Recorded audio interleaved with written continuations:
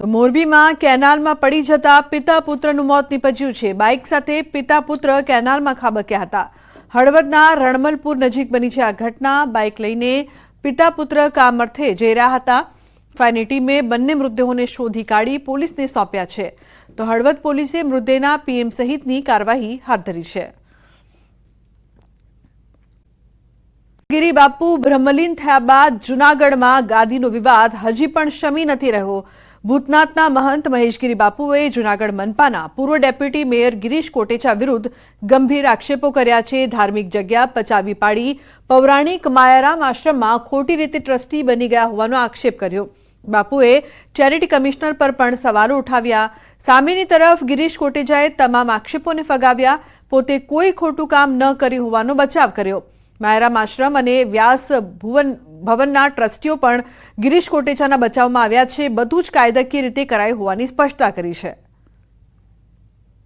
ઘરમાં એ હરસુખભાઈ ત્રિવેદી કરીને એડવોકેટ છે, એ બધાએ પહેલ કરીને એમને જાણ પણ નથી કરવામાં આવી અને આમને જાણ કર્યા વગર અપમાન કરવામાં આવ્યું ભગીરથદાસજીનું।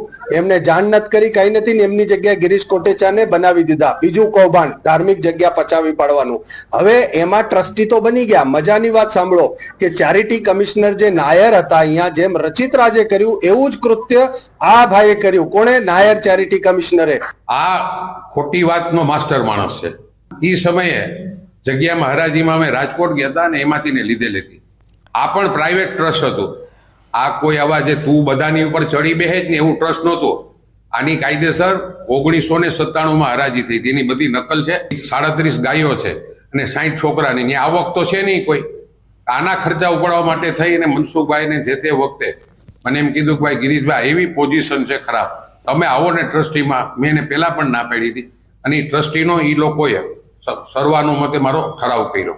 એટલે મારા ફાધરે જે તે સમયે ગિરીશભાઈને જે તે સમયે ટ્રસ્ટી તરીકે લીધા હતા અને એ પારિવારિક સંબંધને કારણે જ આ બધું ટ્રસ્ટમાં ગિરીશભાઈ આવ્યા છે। અમે ટ્રસ્ટની અંદર કાયદેસર પ્રવૃત્તિ કરી, ઠરાવ પસાર કરી, ચેરિટીની મંજૂરી કરી અને વિધિથી પ્રોસીજર કરીને ગિરીશભાઈને લેવામાં આવેલ છે।